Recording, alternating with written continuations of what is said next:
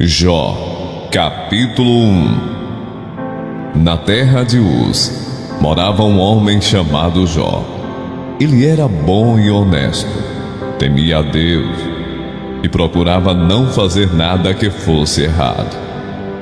Jó tinha 7 filhos e 3 filhas, e era dono de 7.000 ovelhas, 3.000 camelos, 1.000 bois e 500 jumentas. Tinha também um grande número de escravos. Enfim, Jó era o homem mais rico de todo o Oriente. Os filhos de Jó iam às casas uns dos outros e davam banquetes, cada um por sua vez. E as 3 irmãs eram sempre convidadas para esses comes e bebes. Quando terminavam a rodada de banquetes, Jó se levantava de madrugada e oferecia sacrifícios em favor de cada um dos seus filhos, para purificá-los. Jó sempre fazia isso porque pensava que um dos filhos poderia ter pecado, ofendendo a Deus em pensamento. Chegou o dia em que os servidores celestiais vieram apresentar-se diante de Deus o Senhor. E no meio deles veio também Satanás. O Senhor perguntou: de onde vem vindo? Satanás respondeu: estive dando uma volta pela terra, passeando por aqui e por ali. Aí o Senhor disse: você notou meu servo Jó? No mundo inteiro não há ninguém tão bom e honesto como ele. Ele me teme e procura não fazer nada que seja errado. Satanás respondeu: será que não é por interesse próprio que Jó te teme? Tu não deixas que nenhum mal aconteça a ele, a sua família e a tudo que ele tem. Abençoas tudo o que Jó faz. E no país inteiro, ele é o homem que tem mais cabeças de gado.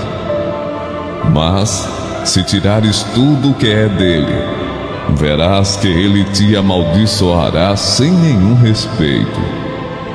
O Senhor disse a Satanás: pois bem, faça o que quiser com tudo o que Jó tem, mas não faça nenhum mal a ele mesmo.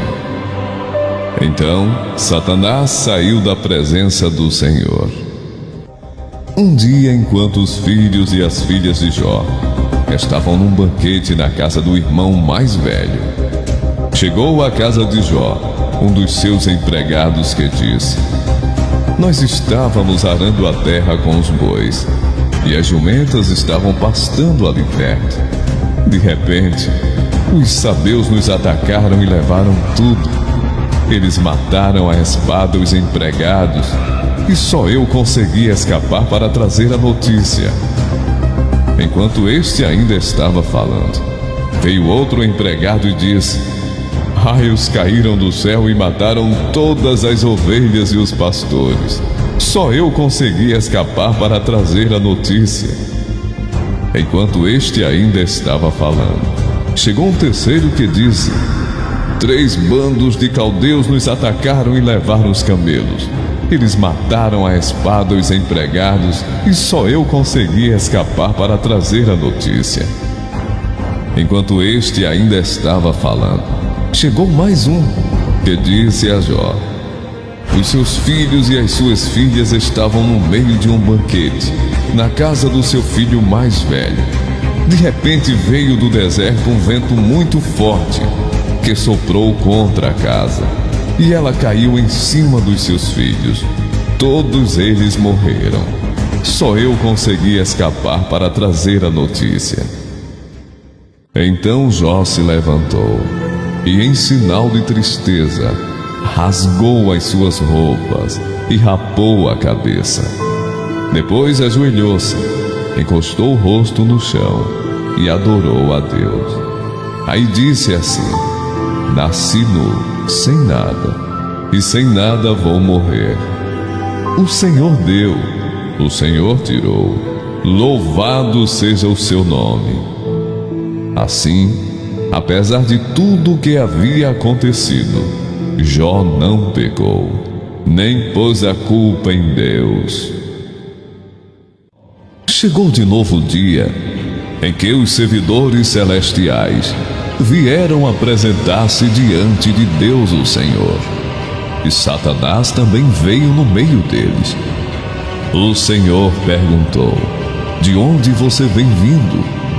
Satanás respondeu: estive dando uma volta pela terra, passeando por aqui e por ali. Aí o Senhor disse: você viu meu servo Jó? No mundo inteiro não há ninguém tão bom e tão honesto como ele. Ele me teme e procura não fazer nada que seja errado. No entanto, você me convenceu e eu o deixei desgraçar Jó, embora não houvesse motivo para isso. Mesmo assim, ele continua firme e sincero como sempre. Satanás respondeu: é só tocar na pele dele para ver o que acontece. As pessoas não se importam de perder tudo, desde que conservem a própria vida. Agora, se estenderes a mão e ferires o corpo dele, verás como ele, sem nenhum respeito, te amaldiçoará. O Senhor disse a Satanás: pois bem, faça o que quiser com Jó, mas não o mate. Aí Satanás saiu da presença do Senhor e fez com que o corpo de Jó ficasse coberto de feridas horríveis, desde as solas dos pés até o alto da cabeça. Jó sentou-se no monte de cinza e pegou um caco para se coçar. E a mulher dele disse: você ainda continua sendo bom? Amaldiçoe a Deus e morra. Jó respondeu: você está dizendo uma bobagem. Se recebemos de Deus as coisas boas, por que não vamos aceitar também as desgraças? Assim, apesar de tudo, Jó não pecou, nem disse uma só palavra contra Deus. Jó tinha 3 amigos: Elifas, da região de Temã, Bildade, da região de Sua, e Zofar, da região de Naamá. Eles ficaram sabendo das desgraças que haviam acontecido a Jó e combinaram fazer-lhe uma visita para falar de como estavam tristes pelo que lhe havia acontecido e para consolá-lo. De longe eles não reconheceram Jó, mas depois, quando viram que era ele, começaram a chorar e a gritar. Em sinal de tristeza, rasgaram as suas roupas e jogaram pó para o ar e sobre a cabeça. Em seguida sentaram-se no chão, ao lado dele, e ficaram ali 7 dias e 7 noites, e não disseram nada, pois viam que Jó estava sofrendo muito. Depois disso, Jó abriu a boca e amaldiçoou o dia do seu nascimento, dizendo: pereça o dia do meu nascimento, e a noite em que se disse: nasceu um menino. Transforme-se aquele dia em trevas, e Deus lá do alto não se importe com ele, não resplandeça a luz sobre ele. Chamem-no de volta às trevas e à mais densa escuridão. Coloque-se uma nuvem sobre ele e um negrume aterrorize a sua luz. Apoderem-se daquela noite densas trevas. Não seja ela incluída entre os dias do ano, nem faça parte de nenhum dos meses. Seja aquela noite estéril, e nela não se ouçam brados de alegria. Amaldiçoem aquele dia os que amaldiçoam os dias e são capazes de atiçar o Leviatã. Fiquem escuras as suas estrelas matutinas, e espere ele em vão pela luz do sol, e não veja os primeiros raios da alvorada, pois não fechou as portas do ventre materno, para evitar que eu contemplasse males,